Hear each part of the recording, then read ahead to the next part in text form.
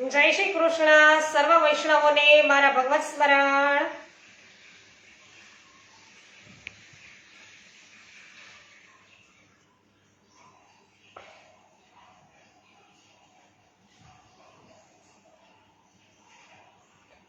इति श्री मंगलाचरणम्। चिंता संतान हंतारो यदपादाम्बुजरेणवः श्रियानान्ता निजाचार्यान् प्रणमामि मुहुर्मुहुः। यदनुग्रहतो जन्तु सर्वदुःखातिगो भवेत् तमहं सर्वदा वन्दे श्रीमद्वल्लभनन्दनम्। अज्ञानतिमिरान्धस्य ज्ञानाञ्जनशलाकया चक्षुरुन्मीलितं येन तस्मै श्रीगुरवे नमः। नमामि हृदये शेषे लीलाक्षिराब्धिशायिनं लक्ष्मीसहस्रलीलाभिसेव्यमानं कलानिधिं। चतुर्भिश्च त्रिभिस्तथा षड्भिर्विराजते योऽसौ पंचधारदये मम। श्री वल्लभाधीश की जय, श्री गोसाई जी परम दयाल की जय, श्री गोकुलनाथ की जय, श्री हरिराय जी महाप्रभुनी जय।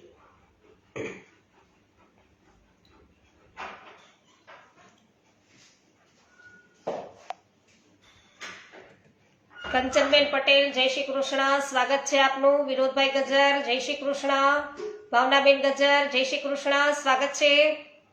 हंसाबेन पटेल जय श्री कृष्ण, जयाबेन घोड़ासरा, शांतिभाई घोड़ासरा जय श्री कृष्ण, नीताबेन पटेल जय श्री कृष्ण, स्वागत है सर्व वैष्णवजनों। वैष्णव आपणे विशेष सत्संग अत्यारे हमणां लईए छीए, छतां पण आप बधा अत्यारे उपस्थित थई जाओ छो। आप सर्वनो खूब खूब आभार। जयश्रीबेन पटेल आपनु पण स्वागत है, जय श्री कृष्ण। આજે ફરી પાછી એન્ટ્રી કરી છે, બરાબર ને જયશ્રીબેને? ખૂબ સરસ। હેમાબેન ગુજરાતી જય શ્રી કૃષ્ણ, સ્વાગત છે।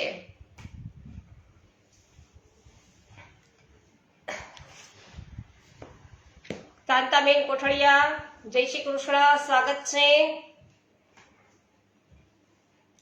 તો વૈષ્ણવ આપણે જોયું કાલે વિશેષ સત્સંગમાં કે શ્રીનાથજી બાવાને નિજ ગાયનું જ દૂધ અર્પણ થાય એ હેતુથી હાથની અંગૂઠીના મૂલ્યથી 2 ગાય ખરીદી અને મંદિર નીચે ગૌશાળાની સ્થાપના કરીને નિજ સેવકોને ગૌપાલન કરવાની આજ્ઞા આચરણ દ્વારા છે શ્રી મહાપ્રભુજીએ કરેલી। તો આચરિત આચરયતિ ય ઇતિ આચાર્યઃ। તો આ ઉપરાંત શ્રી મહાપ્રભુજીના અડેલ સ્થિત નિવાસ સ્થાને, અડેલ પણ છે એ ઘર આંગણે પોતાની ગૌશાળા હતી અને આપણે સાવ નાના વયના હતા જ્યારે મહાપ્રભુજી, ત્યારે બધાએ છે ગાયને મૃત જાણેલી અને બધા શોકમાં હતા। એ સમયે શ્રી મહાપ્રભુજી છે ગાય પાસે ગયા, એના પર હાથ ફેરવો અને ગાય છે સફળા ઊભી થઈ। તો 84 વૈષ્ણવની વાર્તામાં 38મો પ્રસંગ છે, 38મા વાર્તાનો પ્રસંગ છે કે એક વખત શ્રી આચાર્ય મહાપ્રભુજી નિજ ગૃહ અડેલ બિરાજી રહ્યા હતા અને એક દિવસ ભંડારીએ શ્રી આચાર્યજીને એવું કહ્યું કે મહારાજ, આજે ભંડારામાં સીધું સામાન કઈ નથી। એટલે શ્રી આચાર્યજીએ એક સોનાની કટોરી શ્રી ઠાકોરજીના મંદિરમાંથી લાવી અને ભંડારીને આપતા કહ્યું કે આ કટોરીને ગીરવે મૂકીને આજના લાયક રાજભોગ પર્યંતની સામગ્રી લઈ આવો, વિશેષ ન લાવતા। તો આજ્ઞા અનુસાર ભંડારી વાણિયાને ત્યાં કટોરી ગીરવે મૂકી સામગ્રી લાવી તેને સિદ્ધ કરી શ્રી ઠાકોરજીને ભોગ ધરી સમય અનુસાર ભોગ શરાવી અને આરતી અનુસાર કરાવે છે। બાદમાં મહાપ્રસાદ છે ગાયોને ખવડાવી દે છે। શું કામે વૈષ્ણવો? કે પ્રભુની જે કટોરી છે મંદિરમાંથી એ ગીરવે મૂકી તો પોતે ગ્રહણ ન કરે અને બાકીનો બધો જ પ્રસાદ છે એ યમુનાજી છે એમને ધરાવી દે છે, પધરાવી દે છે। તો ઠાકોરજીના કટોરાના મૂલ્યથી આવેલ સામગ્રીથી મહાપ્રસાદ બનેલ હોય તે દેવ દ્રવ્ય કહેવાય। તો જે સેવકથી છે ગ્રહણ ન થઈ શકે. તો ગાય છે વૈષ્ણવો એને તમે લેવડાવી શકો. તો રામાનુજી પંડિત જ્યારે ભગવત સ્વરૂપ શ્રી વિઠ્ઠલનાથજીને શ્રી મહાપ્રભુજીના નિવાસ સ્થાને ચરણાત પધરાવવા જાય છે ત્યારે ત્યાં આંગણામાં 3-4 વર્ષના ગોપીનાથજી છે વાછડું સાથે રમી રહ્યા હતા. તો પુષ્ટિપાળીય આચાર્ય પરંપરાની અંદર આપણે જોઈ રહ્યા છીએ કે બધા લોકો કેવી રીતે ગૌ સાથે વણાયા રહેલા છે. ગૌની સાથે બધાની આસપાસ ગૌ રહેલી છે. તો કેન્દ્રમાં છે એ ગૌ છે. તો એ આ બધા પ્રસંગો ઉપરથી એવું સ્પષ્ટ થાય છે કે શ્રી મહાપ્રભુજીના નિજ નિવાસ સ્થાને પણ નિજ ગૌશાળા છે એ ઘર આંગણે હતી. અને શ્રી બાલ વલ્લભનો ગૌ પ્રેમ તમે જુઓ. શ્રી વલ્લભાચાર્યજી 6 માસના હતા ત્યારે એક બાજુ લક્ષ્મણ ભટ્ટજી અને માધવેન્દ્ર યતિજી જ્ઞાન ચર્ચા કરતા હતા. ત્યાં નજીકમાં શ્રી બાલ વલ્લભનો કલકલાટ એટલો બધો હતો કે બંનેની ચર્ચા છે એમાં વિક્ષેપ પડ્યા કરતો હતો. આથી લક્ષ્મણ ભટ્ટજી અંદરના ઓરડામાં જઈ અને રમવા માટેના રંગબેરંગી હાથી, ઘોડા, મોર, ગાય, લાકડી જેવા લાકડાના જે કાષ્ઠના રમકડા છે એ રમકડા છે એ શ્રી વલ્લભને રમવા આપે છે કે એનાથી રમે તો અવાજ ન કરે. ત્યારે બધા જ રમકડામાંથી શ્રી વલ્લભે સફેદ ગાય સિવાય બીજા બધા જ રમકડા છે એને અડ્યા નથી. તો એમાંથી પસંદ એમણે છે એ સફેદ ગાયને, શ્વેત ગાયને કરી. તો બાળપણથી જ તેઓ પણ વૈષ્ણવો ગાય પ્રત્યે આટલો સ્નેહ ધરાવનાર. તો આ પ્રસંગ એવું દર્શાવે છે કે શ્રી વલ્લભને બચપણથી જ ગાય પ્રત્યે રુચિ હતી, પ્રેમ હતો. બહુલાવનમાં કૃષ્ણ કુંડની ઉપર ઉત્તર દિશામાં એક વડના વૃક્ષ નીચે શ્રી મહાપ્રભુજીની બેઠક છે અને ત્યાં આપશ્રીએ બિરાજીને શ્રી ભાગવત પરાયણ કરે. તો આપણે આખું જે વ્રજ પરિક્રમા કરી ભાઈ વૈષ્ણવો લાઈવ આપણે, તો એમાં પણ આ વાત છે. બહુલા ગાયનો પ્રસંગ છે એ આપણે આવેલો છે બહુલા વનની અંદર. એ અહીંયા છે એ બતાવી રહ્યા છીએ. તો એ સમયે ત્યાંના વ્રજવાસીઓએ આપશ્રીને વિનંતી એવી કરી કે મહારાજ, અહીં બહુલા વનમાં પ્રાચીન સમયની એક ગાયની મૂર્તિ છે અને વર્ષો પહેલા એક ગાયે સિંહનો સામનો કરે તેની યાદમાં અમારા પૂર્વજોએ આ ગાયની મૂર્તિ છે એ સ્થાપિત કરેલ છે. તો વ્રજવાસીઓ પણ વૈષ્ણવો કેટલો સ્નેહ છે ગૌ માટે ધરાવે છે. તો એમણે સિંહનો સામનો કર્યો. આવી બહાદુર ગાય, તો એમને મૂર્તિ છે એમની સ્થાપના કરેલી. તો એમની યાદમાં, એ ગાયની યાદમાં, બહુલા ગાયના. તો અહીંના હાકેમો યવન છે અને તે આ ગાયની પૂજા કરવા દેતા નથી. તે એવું કે છે કે પથ્થરની ગાયની સેવા ન કરો. જો અમારી સામે ઘાસ ખાય ને તો તમે જરૂરથી તેની પૂજા કરો. એમ કહી અને ગાયની પૂજા પર પ્રતિબંધ કર્યો છે. ત્યાંથી શ્રી મહાપ્રભુજીએ તે બ્રાહ્મણોને કહ્યું કે હા, આપણી શ્રદ્ધા સાચી હોય ને તો પથ્થરની ગાય પણ છે એ ચોક્કસ ઘાસ ખાય છે. બાદમાં શ્રી મહાપ્રભુજી તે હાકેમને બોલાવે છે અને તેની સામે જ તે પથ્થરની ગાયના પૂંછડાના ભાગે ઘાસ મૂકવાની આજ્ઞા કરી. તો ત્યાં ઘાસ મુકાવી હાકેમને એવું જણાવે છે કે આ ગાય પ્રત્યેની અમારી શ્રદ્ધા સાચી હશે. ગાય પ્રત્યેની અમારી શ્રદ્ધા જો સાચી હશે તો આ પથ્થરની ગાય પણ આ પૂંછડે મૂકેલ ઘાસ જરૂર ખાશે. જાણે કે તે ગાય શ્રી મહાપ્રભુજીના વચન વૈષ્ણવો સાંભળી રહી છે હો, અને ગાયમાં ચેતના આવે છે અને તુરત જ છે એ ઘાસ બાજુ મુખ કરી લે છે. ગાય ઘાસ બાજુ મુખ કરી અને તે ઘાસ ખાવા માંડે છે. અને આ જોઈને તો હાકેમ છે ચકિત થઈ ગયો. અને શ્રી મહાપ્રભુજીને દંડવત કરીને એવું કહ્યું કે મહારાજ કૃપા કરી મને આપનો સેવક કરો. તો મહાપ્રભુજીનો પ્રતાપ કેટલો છે વૈષ્ણવો, અને એનો ગૌ પ્રેમ કેવો છે વિચાર કરો. અને ગાય પણ છે શ્રી મહાપ્રભુજીના વચનોને કેવી રીતે સુણી હશે એ વિચાર કરો. તો કે આપણામાં સાચી શ્રદ્ધા હોય તો પથ્થરની મૂર્તિ હોય એ પણ કે આરોપશે એમ કીધું, અને સાચે સાચે એવું કહ્યું. ત્યારે આપશ્રીએ આજ્ઞા કરી કે તે જે ગાયની સેવા પૂજા બંધ કરાવી તે પ્રતિબંધ તું હટાવી લે. એમ કહીશ એટલે તારો અંગીકાર આગલા જન્મે કે હું કરીશ. આ કેમ શ્રી મહાપ્રભુજીના આ સામર્થ્ય અને ગાય પ્રત્યેની શ્રદ્ધા જોઈ અને ગાયની પૂજા પરનો જે પ્રતિબંધ હતો એને હટાવ્યો અને ગાયની પૂજા કરવાની એમને છૂટી આપી છે. અને બાદમાં ફરીથી બૌલાવનમાં સ્થિત તે ગાયની પૂજા પૂર્વવત થવા લાગે છે, પેલા જેમ થતી હતી એ જ પ્રકારે. ઉન્નતિબેન વિવાણી, જ્યોત્સનાબેન ધામેચા, ગોપાલભાઈ રાદડિયા, કેવી પટેલ, આપ સર્વ વૈષ્ણવોનું સ્વાગત છે. વિનોદભાઈ જય હો, જીતુભાઈ પોંકિયા, મનસુખભાઈ ગજેરા, શિલ્પાબેન લુણાગરિયા, જગદીશભાઈ લુણાગરિયા, સર્વ વૈષ્ણવોનું સ્વાગત છે. પરેશભાઈ ગજેરા સ્વાગત છે, પોસ્ટ શેર કરવા બદલ આભાર. રાજશ્રીબેન શાહ, બાબુભાઈ ઘોટી, બિપિનભાઈ ડોબરિયા સ્વાગત છે સર્વનું. લલિતાબેન અકબરી, હેમાબેન ગુજરાતી, રમેશભાઈ ચાંગાણી સર્વનું સ્વાગત છે. રમેશભાઈ પોસ્ટ શેર કરવા બદલ આભાર. દીપકભાઈ આપનું સ્વાગત છે. કાલે પણ ઉપસ્થિત હતા અને આજે ફરી પાછા ઉપસ્થિત થઈ ગયા, ખૂબ સુંદર.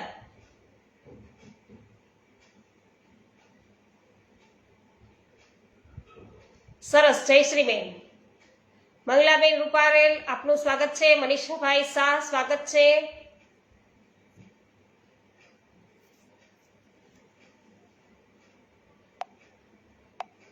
નીતાબેન પટેલ જય હો, જય હો. રમેશભાઈ, માધુરબેન મિસ્ત્રી જય હો, સ્વાગત છે.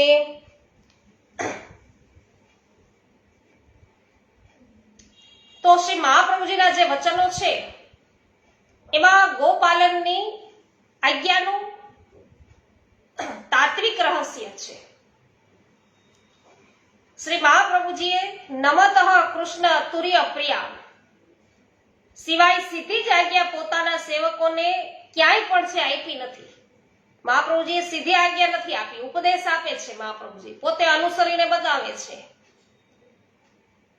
તો આજ્ઞાનું પાલન ન થવા બદલ ગુરુ અપરાધ સેવકને ન લાગે તેટલા માટે છે એને સીધે સીધી આજ્ઞા ક્યારેય કરી નથી. મેં મતી એમ કે મારા મત અનુસાર આ છે, તમને યોગ્ય લાગે તો શ્રી મહાપ્રભુજી એમ કે. પણ આડકતરી રીતે ગોપાલનની ઘણી જગ્યાએ આ રીતે વૈષ્ણવો આજ્ઞા થઈ છે એમ આપણે સમજવાનું છે. તો અંતઃકરણ પ્રબોધ એ ગ્રંથમાં શ્રી મહાપ્રભુજીએ રહસ્ય રીતે સ્વયંની લીલાના માધ્યમથી પુષ્ટિ ભક્તોને ગોપાલનની આજ્ઞા કરી છે. એ આજ્ઞા રહસ્ય રીતે થઈ છે. આથી આ બાબત વિસ્તારથી આપણે છે સમજીએ કે શ્રી મહાપ્રભુજીએ શ્રી વલ્લભપુરના માધ્યમથી જ આ પર્યંત અનેક દેવી જીવોને બ્રહ્મ સંબંધ કરાવી અને તેઓને શ્રી ગોપાલ કૃષ્ણના સેવક બનાવ્યા છે. તો વર્તમાનમાં બની રહ્યા છે સેવકો ઘણા બધા, અને આવનાર ભવિષ્યમાં પણ હજુ અનેક સેવકો બનતા રહેશે. તો સ્વામી સેવકે સંબંધ છે એ સ્થાપિત કરી આપશ્રીએ આચાર્યશ્રીની ભૂમિકા ભજવી છે. અને સ્વામી પ્રત્યે સેવકનો ધર્મ શું, તો એ સમજાવવા કદાચ શ્રી મહાપ્રભુજીએ આ ગ્રંથની રચના કરી હશે. હા, એમ માનવામાં આવે કે ભાઈ અલગ અલગ વિચારે અને ગ્રંથોક્ત અન્ય વચનોના આધારે બીજા કારણો પણ કદાચ હોઈ શકે છે, પણ દરેક કારણોનો ઉદ્દેશ એ માધ્યમથી પુષ્ટિ ભક્તને સેવક તરીકેનું કર્તવ્ય ઉપદેશ આપવાનો જ હોઈ શકે, અન્ય નહીં. એટલે કે શ્રી મહાપ્રભુજી છે એ ઉપદેશ આપે ગ્રંથો દ્વારા. તો આ આત્મમંથન કરતો ગ્રંથ છે. એક મહાન આત્મા પોતે કરેલા ભગવદ આજ્ઞાના ભંગ અંગે દોષભાવ અનુભવે છે અને એવી પરિસ્થિતિમાં પોતાના અંતઃકરણને શું કરવું તેનો ઉપદેશ પોતાના જ અંતઃકરણને તેઓ આપે છે. જો પોતાના જ અંતઃકરણને ઉપદેશ આપવો હોય તો તેને ગ્રંથનું સ્વરૂપ આપવાની જરૂર ન પડે. બીજું એ કે આ સમગ્ર ઘટના પ્રભુની લીલા જ છે. અંતઃકરણ તો કેવળ જગતને બતાવવાનું નિમિત્ત છે. પ્રભુ પોતે જગતમાં કોઈ પણ કાર્યમાં ક્યારેય પ્રત્યક્ષ રીતે નિમિત્ત બનતા નથી. પ્રત્યક્ષ રીતે નથી બનતા, છતાં થાય છે કે બધું જ પ્રભુની ઈચ્છા પ્રમાણે. શું થાય છે? બધું જ પ્રભુની ઈચ્છા પ્રમાણે. તો આમાં પ્રભુ નિમિત્ત બીજા કોઈકને બનાવે છે. અહીં સેવક ધર્મના ઉદ્દેશ માટે નિમિત્ત બનાવ્યા છે શ્રી મહાપ્રભુજીને. તો શ્રી મહાપ્રભુજી આ ગ્રંથ દ્વારા શ્રી પુષ્ટિ ભક્તોને પોતાના જ દ્રષ્ટાંતો દ્વારા સેવક ધર્મ શું છે એ મહત્વપૂર્ણ ઉદ્દેશ છે એ આપેલો છે. તો આ ગ્રંથ રચનાનો હેતુ શ્રી કૃષ્ણદાસ છે, શ્રી કૃષ્ણના દાસ એવા શ્રી વલ્લભ અંતઃકરણ પ્રબોધ ગ્રંથ છે એના અંતે એવી આજ્ઞા કરે છે કે પુષ્ટિ ભક્તને હિતકારી એવા મારા આ વચનો ચિત્ત પ્રત્યે તત્પરતા દાખવીને જ્યારે ભક્ત સાંભળશે ત્યારે તે નિશ્ચિંતાપૂર્વક તેનું અનુસરણ છે એ કરશે. અર્થાત આ ગ્રંથ નિજ અંતઃકરણને માધ્યમ બનાવી પુષ્ટિ ભક્તોને સેવક ધર્મનો ઉપદેશ આપવા માટે છે. તો સેવક ધર્મ શું છે એનો ઉપદેશ આપે છે. તો આપ શ્રીને ખ્યાલ છે કે સ્વામી શ્રી ગોપાલ કૃષ્ણની તેના સેવકો પુષ્ટિ ભક્તોને ગોપાલનની 3 વખત આજ્ઞા થઈ છે, જેમાં જે વખતના સાક્ષી તો સ્વયં છે, 2 વખતના સાક્ષી પોતે સ્વયં છે. તો એક શ્રીનાથજીની પ્રાગટ્યની લીલા અને બીજી છે એ સિદ્ધાંત રહસ્યમાં રહસ્ય રીતે સાક્ષાત તેઓ શ્રીએ જ થયેલી આજ્ઞા. તે વારંવાર થયેલી આજ્ઞાનું અધિકાંશ પુષ્ટિ ભક્તો પાલન નથી કરી રહ્યા. એ ધ્યાને લઈને એક જ કાર્ય માટે સ્વામીની વારંવાર આજ્ઞા થાય તો કાર્ય છે એનું સ્વામી માટે અતિ મહત્વ હોય છે. તે પોતાના સેવકોને બતાવવા એ જ કાર્ય માટેની નિજ સ્વામીની 3જી વખત આજ્ઞા થતા તેનું પાલન કરી અને સ્વદ્રષ્ટાંત અને સ્વના આચરણથી પુષ્ટિ ભક્તોને અંતિમ ગ્રંથ અંતઃકરણ પ્રબોધ દ્વારા સેવક ધર્મનો ઉપદેશ છે એ કર્યો છે. અને તે ઉપદેશમાં પુષ્ટિ ભક્તના સ્વામી શ્રી ગોપાલ કૃષ્ણે અલગ અલગ સ્વરૂપે ગોપાલન કાર્યની તેના સેવક પુષ્ટિ ભક્તને વારંવાર આજ્ઞા થયેલી છે અને તે તરફ આપણને ધ્યાન દોરવા માટે આજ્ઞા કરે છે.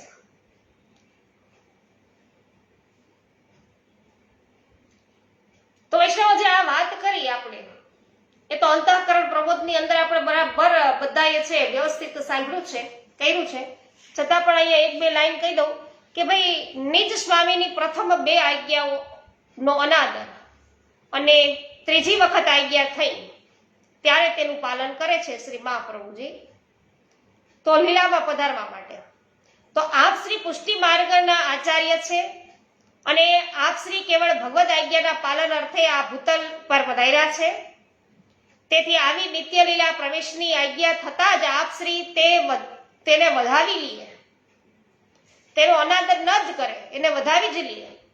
તેમજ જેઓ શ્રીએ આચરણથી અને ઉપદેશથી એમ બંને રીતે સ્વામીની સેવાની રીત છે, રસમ છે એ ઉપદેશથી હોય તે સ્વામીની આજ્ઞાનો અનાદર કરે જ નહીં. છતાં પણ પ્રથમ 2 આજ્ઞાની અવજ્ઞા શા માટે કરી એ પ્રશ્ન તો એનો વિસ્તારથી વૈષ્ણવો આપણે વિચાર કર્યો છે કે આવું કઈ છે બન્યું જ નથી. તો અનાદર ક્યારે છે એ શ્રી મહાપ્રભુજી કરે જ નહીં. તો તેનું અન્ય કારણ હોવું જોઈએ. કારણ એ હેતુ કે શ્રી પુષ્ટિ ભક્તોને સ્વના દ્રષ્ટાંતથી ઉપદેશ દેવા માટે પ્રથમ બે આજ્ઞાનું પાલન છે ન કરવાની પોતે શ્રી મહાપ્રભુજી લીલા કરે છે. જેમ શ્રીનાથજી બાવાએ પોતાના પ્રાગટ્યની લીલા માધ્યમથી પોતાના ભક્તોને ગોપાલનની આજ્ઞા કરી છે, તે રીતે તે આજ્ઞા છે એનો પોતાના સેવકો એટલે કે બ્રહ્મ સંબંધીઓ ને ઉપદેશ કરવા પોતે જ સ્વામીની આજ્ઞાનું 2 વખત પાલન ન કરવાની લીલા કરે છે. તો આ જે લીલા છે એ માત્ર ને માત્ર બધા ભક્તો છે, પુષ્ટિ ભક્તો, એને ઉદાહરણ પૂરું પાડવા માટે, ઉપદેશ આપવા માટે જ છે આ મહાપ્રભુજીએ લીલા કરી છે.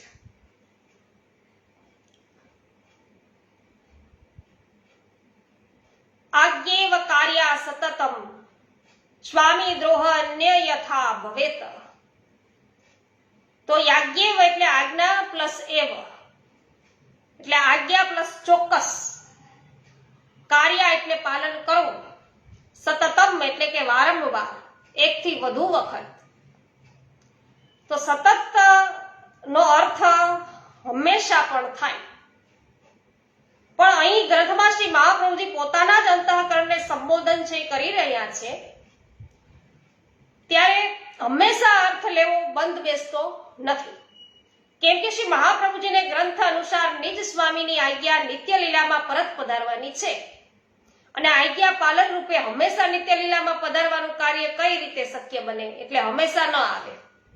તો આ કાર્ય તો ફક્ત એક જ વખત બની શકે. પાછું વળી આજ્ઞા છે 3 વખત થઈ છે, અર્થાત વારંવાર થઈ છે. તો આવી સતતની અર્થ વારંવાર લેવો યોગ્ય અને બંધ બેસતો પણ છે. જેમ કે અહીં લીધો જ છે કે સ્વામી દ્રોહ, સ્વામીનો દ્રોહ અપરાધ, અન્યથા નહીં તો, તેમ ન કરીએ તો, ભવેત એટલે કે થાય. તો શ્રી મહાપ્રભુજી પુષ્ટિ ભક્તોને સમજાવી રહ્યા છે કે વારંવાર થતી આજ્ઞાનું સેવકે ચોક્કસ પાલન કરવું. જો સેવક તેમ ન કરે તો સ્વામીનો દ્રોહ એટલે કે અપરાધ થાય. અહીં મહાપ્રભુજી પુષ્ટિ આચાર્ય તરીકે નિજ સેવકોને અંતિમ ઉપદેશ આપતા આ બાબત સમજાવવા આજ્ઞા કરે છે. આ વસ્તુની કે સેવકસ્ય તુ ધર્મો અહમ સ્વામી સ્વસ્ય કરિષ્યતિ, અર્થાત સેવકોનો આ જ ધર્મ છે. સ્વામી ગોપાલ કૃષ્ણ પોતાનું વચન ધર્મ છે એ પાડશે. તો શ્રી મહાપ્રભુજી પોતાના સ્વામી શ્રી કૃષ્ણની પોતાના દેહરૂપી એટલે કે દેહરૂપી દેશનો એટલે કે દેહ દેશનો ત્યાગ કરી અને નિત્ય લીલામાં પધારવાની પ્રથમ 2 આજ્ઞાનું પાલન છે નથી કર્યું, પણ જ્યારે એ જ કાર્ય માટે 3જી વખત આજ્ઞા થાય છે, ત્યારે સ્વામી દ્વારા વારંવાર થતી આજ્ઞાની ગંભીરતા અને તે આજ્ઞાનું પાલન થવું એ સ્વામી માટે વિશેષ મહત્વ હશે. એમ વિચારી શ્રી મહાપ્રભુજી તે આજ્ઞાનું પાલન કરી સેવક ધર્મનું પાલન કરે છે, અને આ 3ય આજ્ઞા દેહનો ત્યાગ કરી અને નિત્ય લીલામાં પધારવા માટેની અલગ અલગ સમયે અને અલગ અલગ સ્થળે છે થયેલી અને વારંવાર આજ્ઞા છે.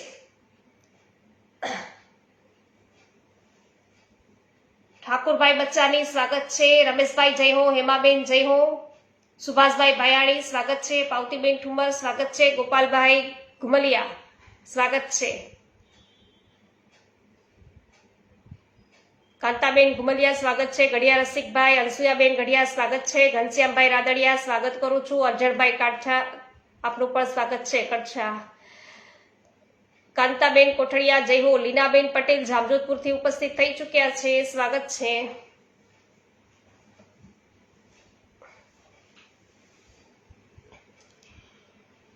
તો પ્રથમ આજ્ઞા છે એ ગંગા સાગર સંગમ સ્થાને દેહ દેશ ત્યાગની, પછી બીજા વખતની આજ્ઞા છે એ મધુવનમાં થયેલી, અને 3જા વખતની આજ્ઞા છે એ અડેલમાં લોકગોચરની થઈ છે, સંન્યાસની થઈ. તો પ્રથમ 2 આજ્ઞામાં દેહ દેશ સંયુક્ત શબ્દ હોય, દેહરૂપી દેશમાં ત્યાગની અર્થાત દેહ ત્યાગ કરી નિત્ય લીલામાં પરત પધારવા અંગેની આજ્ઞા છે. તો ત્રીજી વખત આજ્ઞા પણ નિત્ય લીલામાં પધારવા અંગે જ છે, પણ શ્રી મહાપ્રભુજી એના માટે ગ્રંથમાં લોકગોચર શબ્દ પ્રયોગ કરે છે. લોકગોચર એટલે ગૃહ ત્યાગ, પ્રથમ સંન્યાસ. તો શ્રી મહાપ્રભુજી સંન્યાસ ગ્રહણ કરી બાદમાં નિત્ય લીલામાં પધારે છે. તો શ્રી મહાપ્રભુજી ગ્રંથમાં પ્રથમ 2 આજ્ઞાનો અનાદર કરી ત્રીજી આજ્ઞાનું પાલન છે કર્યું છે, એમ કબૂલ કરે છે, પોતે કબૂલ કરે છે. તેથી નિત્ય લીલામાં પધાર્યા બાદ ગ્રંથ રચના થઈ જ ના શકે. આથી સ્વયં પ્રભુએ આ ત્રીજી આજ્ઞા વખતે દેહ દેશ શબ્દની જગ્યાએ લોકગોચર શબ્દ પ્રયોગ કર્યો છે.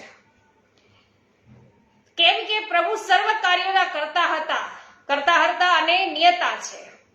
આથી પ્રભુને ખ્યાલ છે કે શ્રી પ્રભુ દ્વારા, શ્રી વલ્લભ દ્વારા હજુ પોતે એટલે કે શ્રી કૃષ્ણ પોતાના ભક્તોને ગોપાલન માટે જે વારંવાર આજ્ઞા કરી છે તેના ઉપદેશ માટે જ અંતઃકરણ પ્રબોધ ગ્રંથની રચના થવાની છે. અને તેના માટે શ્રી વલ્લભ પોતાની જ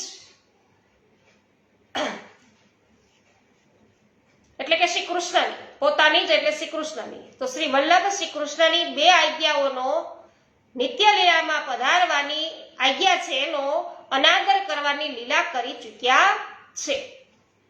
અને શ્રી વલ્લભને ત્રીજી વખત નિત્ય લીલામાં પધારવાની આજ્ઞા થશે ત્યારે શ્રી વલ્લભ તેનું અવશ્ય પાલન કરશે. પણ ગ્રંથ રચના હજુ બાકી છે અને ગ્રંથમાં ત્રીજી વખત થયેલ આજ્ઞાનું પાલન છે એ કર્યું છે એવી કબૂલાત શ્રી વલ્લભ છે એ કરનાર છે. આથી ગ્રંથ રચનાના સમય અને આજ્ઞા પાલનની કબૂલાત સંદર્ભે ગૂંચ ઉત્પન્ન ન થાય તે માટે સ્વયં પ્રભુ દેહ દેશ શબ્દની જગ્યાએ લોકગોચર શબ્દ પ્રયોગ કરે છે. તો લોકગોચર એટલે ગૃહ ત્યાગ, સંન્યાસ. નિત્ય લીલામાં પધાર્યા પૂર્વનું પ્રારંભિક ચરણ એટલે સંન્યાસ. તો સંન્યાસ ગ્રહણ કર્યા બાદ 39 દિવસે શ્રી મહાપ્રભુજી નિત્ય લીલામાં પધાર્યા છે, આશુર્યમ લીલા કરી છે. તો આમ શ્રી મહાપ્રભુજીને તેમના સ્વામી શ્રી કૃષ્ણે નિત્ય લીલામાં પરત પધારી જવા કુલ 3 વખત આજ્ઞા કરી છે અને ત્રીજી વખત આજ્ઞા થતા એનું પાલન કરે છે. તો પ્રથમની 2 આજ્ઞાનું પાલન ન કરવું અને ત્રીજી આજ્ઞાનું પાલન કરવું એ શ્રી મહાપ્રભુજીની લીલા જ હતી એમ આપણને સમજાય છે. કેમ કે એ માધ્યમથી પોતાના જ આચરણ અને દ્રષ્ટાંતથી પુષ્ટિ ભક્તોને સેવક ધર્મનો ઉપદેશ આપવા માંગતા હતા. સેવક ધર્મ શું છે એના જવાબમાં શ્રી મહાપ્રભુજી આજ્ઞા કરે છે કે આજ્ઞેવ કાર્ય સતતમ, અર્થાત પોતાના સ્વામીની કોઈ ખાસ કાર્ય માટે વારંવાર આજ્ઞા થાય તો સેવકનો ધર્મ છે કે તે આજ્ઞાનું સેવકે ચોક્કસ પાલન કરવું. જો કે સ્વામીની દરેક આજ્ઞાનું પાલન કરવું એ સેવકની ફરજ છે જ, પણ અહીં સ્વામી માટે અતિ અગત્યના હોય એવા ખાસ કાર્યની આજ્ઞા થવાની વાત છે. તો આવા ખાસ અતિ અગત્યના કાર્યની આજ્ઞાનું પાલન જ્યારે સેવક ન કરી રહ્યા હોય ત્યારે સ્વામી એ કાર્યનું સેવક માટે પાલન કરાવવા એ કાર્ય માટે વારંવાર આજ્ઞા કરે છે. જેમ શ્રી મહાપ્રભુજીને નિત્ય લીલામાં પધારવા તેના સ્વામી શ્રી કૃષ્ણે વારંવાર આજ્ઞા કરી છે.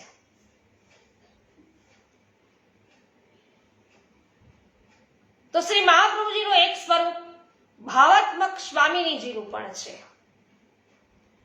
તો શ્રી મહાપ્રભુજી જેટલો સમય ભૂતલ પર બિરાજ્યા તેટલો સમય આપે શ્રી ઠાકોરજીનો વિપ્રયોગ કર્યો છે.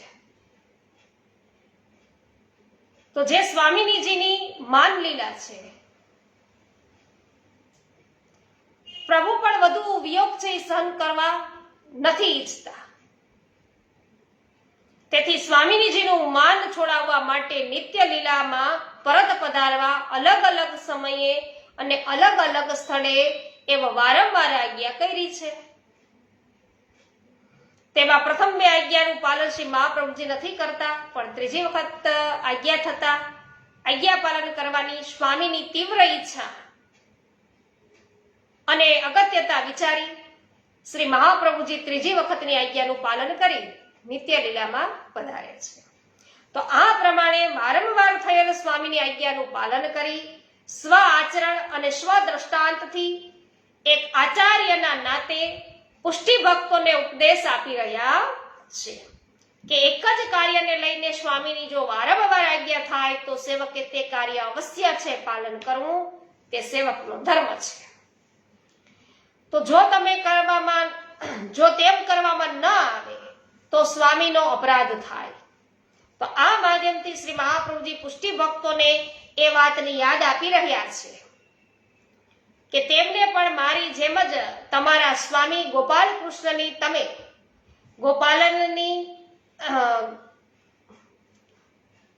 તમો સૌ ગૌપાલન કાર્ય કરો એ વારંવાર છે આજ્ઞા થઈ રહી છે. તો ગોપાલ કૃષ્ણ સ્વરૂપ દ્વારા આચરણથી સારસ્વત કલ્પની અંદર ભગવાન પોતે ગોપાલ બનીને આપણને સમજાવ્યું. પછી શ્રીનાથજીના પ્રાગટ્યની લીલા માધ્યમથી પણ પ્રભુ એ જ સમજાવી રહ્યા છે અને શ્રી ગોકુલચંદ્રમાજી સ્વરૂપ દ્વારા ઉપદેશ છે એ જ આપણને મળી રહ્યો છે. એટલા માટે એ આજ્ઞાનું પાલન છે ચોક્કસ કરવું જોઈએ. તો આ આપણો સ્વામી પ્રત્યેનો સેવક ધર્મ છે.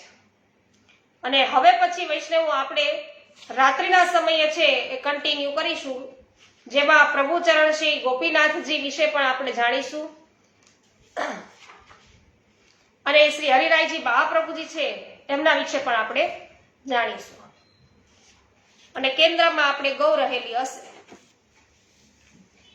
સવિતાબેન ગોધાણી, દિનેશભાઈ સંચાળા, મહેશભાઈ વસોયા, સર્વનું સ્વાગત છે. મહેશભાઈ પોસ્ટ શેર કરવા બદલ આભાર. વિઠ્ઠલભાઈ ગોંડલિયા સ્વાગત છે. ઠાકુર બચ્ચાની ભાઈ આપનું સ્વાગત છે. રમેશભાઈ ચાંગાની જય હો. સુભાષભાઈ ભાયાણી સ્વાગત છે. પાવતીબેન જય હો.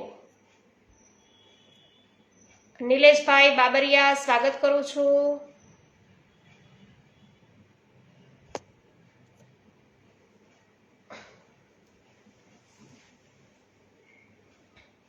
શ્રી ગોવર્ધનનાથ કી જય, શ્રી વલ્લભાધીશ કી જય, શ્રી ગુસાઈજી પરમ દયાલ કી જય, શ્રી ગોકુલનાથ કી જય, શ્રી હરિરાયજી મહાપ્રભુની જય. સર્વે વૈષ્ણવોને મારા જય શ્રી કૃષ્ણ. જયંતિલાલભાઈ પેશીવાડિયા ઉપસ્થિત હોય તો એમનું પણ સ્વાગત છે, એને પણ મારા જય શ્રી કૃષ્ણ. રેખાબેન પોકિયા જય શ્રી કૃષ્ણ.